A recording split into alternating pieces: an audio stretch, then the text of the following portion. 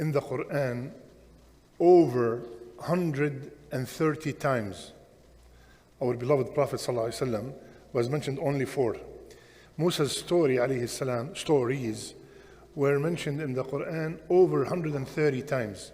From the moment he was born to when he grew up and started spreading the da'wah, when he killed a man by mistake, when he fled out of his country, and the famous story, which is today's story, is when he took Bani Israel and they were running away from Fir'aun and his soldiers. Now I want you to imagine and live this moment. Musa alayhi salam had a few people with him, and these people were prosecuted by Fir'aun, tortured, and then they had an opportunity to run away from him. So now this is the time.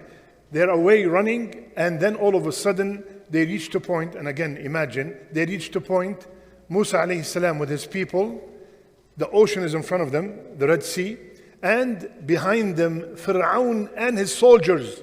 And you could imagine Fir'aun's soldiers, a huge army. So these people looked at Fir'aun's army, and what did they say? Inna lamudrakun. They told Musa alayhi salam, we are done, we are overtaken, we are doomed, we're finished. Logically, the ocean is in front of you, the enemy is behind you, where are you going to go? You're done. But what did the righteous man, what did this prophet from Ulul Azm, from the best prophets ever, what did he say? Kalla. No, we're not doomed. We're not overtaken. Kalla. Inna ma'iya Rabbi sayahdeen. Allah is with me and He will guide me. Wallahi, I want to pause here 1 second. For everybody who's going through any kind of hardship, I want you to remember, Inna ma'iya Rabbi sayahdeen. Remember that Allah is with you. Allah is aware of what you're going through. Whatever that is, it could not get as tough and as bad as the case of Fir'aun, as the case of Musa alayhi salam. When we remember Allah, when things are at ease, Allah will remember us when we are in the hardship.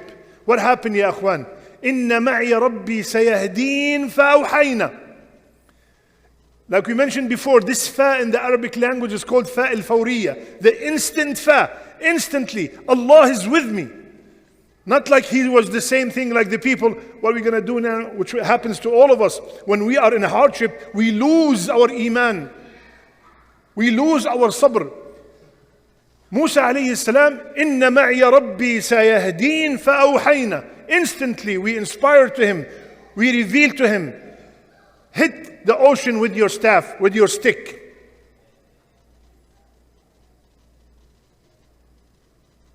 Now, Musa alayhi salam, that same stick that he told Allah, أهش بها على غنمي ولي فيها مآرب أخرى. I use it for so many things, right?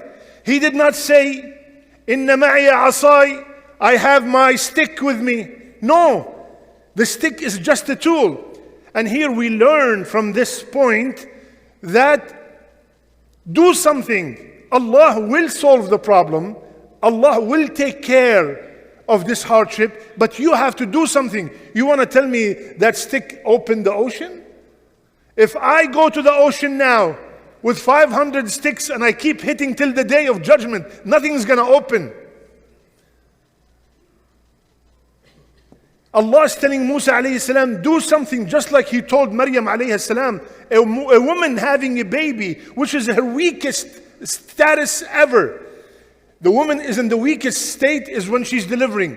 When she's delivering, I am hungry, shake the tree. How could you shake a tree? And especially from the trunk, it's impossible. Do something. Do not say and give up, khalas, I'm done, everything is closed. No, do something. What happened, ya akhwan?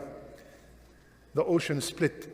Imam al-Tabari, they call him Sayyid al-Mufassirin, the best of Mufassirin. He said it split into 12 roads.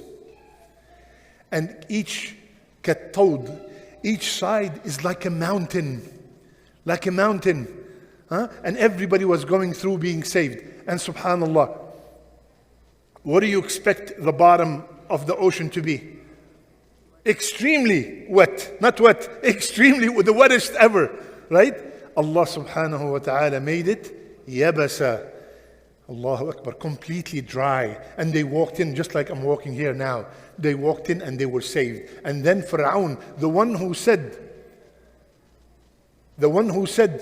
I am the king of Egypt, and look at the anhar, look at all this water, all these rivers running beneath me. Allah subhanahu wa ta'ala, with the same thing he was boasting about, he made it drown with. He was, look at the water walking, moving under me. He drowned with the water being on top of him. Now, that day when this took place is not tomorrow, next Friday. Literally, the anniversary of that event is not tomorrow. Today is the 2nd of Muharram, and Friday will be the 10th.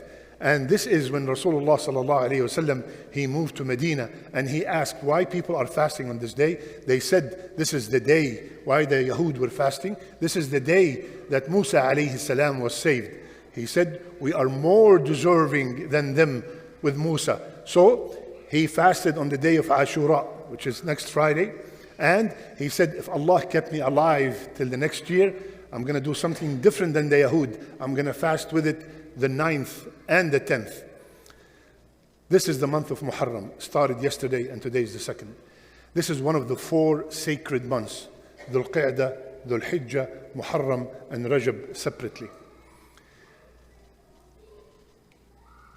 The actions, the deeds in this month are so blessed. And the sins, like some of the scholars said, are multiplied in the month of the sacred months.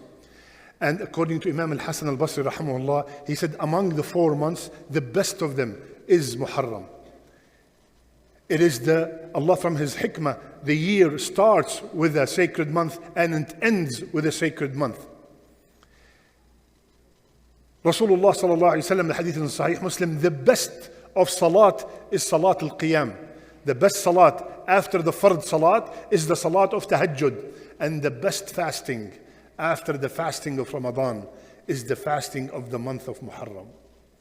So we are in the best days to fast after the fard. Now, Sheikh, 100 degrees, Maghrib at 8:30. I know, I tried it today. Wallahi, I tried it. Muharram start, let's start fasting. Wallahi, when you make the intention, Allah will make it easy for you. Wallahi, I promise you. The number 1. Number 2, al-ajr ala qadr al-mashaqqa. The more you suffer performing ibadah, the more you will be rewarded. I'm not looking for the suffering. I want to apply the sunnah of Rasulullah sallallahu alaihi wasallam. And it happened that Muharram this year is in the middle of July, in the middle of August, the hottest days of the year, plus what's going on in the world. So do your best to fast as much as you can in this blessed month. But if you have a hard time fasting, make sure you fast this coming Thursday and Friday, inshallah ta'ala. Rasulullah sallallahu alaihi wasallam, he said, whomsoever fast on the 10th, all the sins of the previous year are all forgiven. May Allah forgive all our sins. May Allah give us the ability to fast as much as we can and to do as many good deeds as possible. Make a lot of salat on Rasulullah sallallahu alayhi wa sallam. And we'll see you at Fajr tomorrow at 5:45. Jazakumullah khair. Assalamu alaikum wa rahmatullah.